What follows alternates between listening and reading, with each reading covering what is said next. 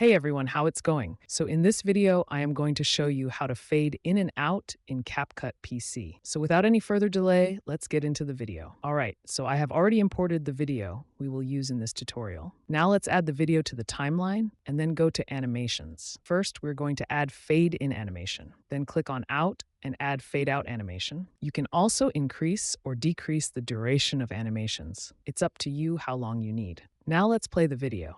I know you told your friend you're not okay. And tell me what's wrong and why you never said you felt that way.